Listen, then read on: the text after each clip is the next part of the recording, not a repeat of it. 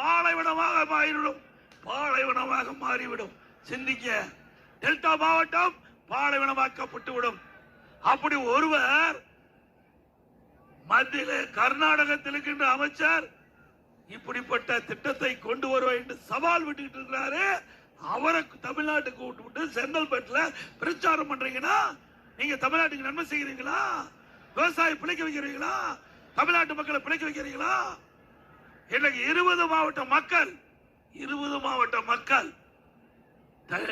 குடிநீர் ஆதாரம் இருப்பது காவிரி நதிநீர். 20 மாவட்ட மக்களுக்கு குடிநீர் ஆதாரம் இருப்பது காவிரி நதிநீர்.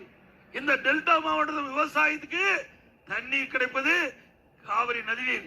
அப்படிப்பட்ட இந்த ஜீவ நதிய மேகதாதுல அணை கட்டப்படும் என்று சொன்னா ஏற்றுக்கொள்ள முடியுமா? முடியுங்களா? அப்படிப்பட்டவரை இங்க அழைச்சிட்டு வந்து ஓட்டு கேட்கிறார். அது மட்டுமல்ல, நடந்தாய்வாளி காவிரி அற்புதமான திட்டம். பல விவசாயிக்கு தெரியாது, விவசாய தொழிலாளிக்கு தெரியாது. நடந்தாய் வாழி என்ற அற்புதமான திட்டம். நான் முதலமைச்சர் இருந்த பொழுது நான் ஒரு விவசாயி என்ற அடிப்படையில் நமக்கு கிடைக்க வேண்டிய நீர் சுத்தமான நீராக கிடைக்க வரும். மேட்டூர் அணையில் திறக்கப்படுகின்ற நீர் கடல்ல கலக்கின்ற வரை மாசுபடாம, அதாவது அந்த தண்ணி கெட்டு போகாம அந்த தண்ணி சுத்தமான தண்ணியா இருப்பதுதான் இந்த திட்டத்தினுடைய நோக்கம். பாரத பிரதமர் முதலமைச்சர் இருக்கும்போது கோரிக்கை வச்சேன்,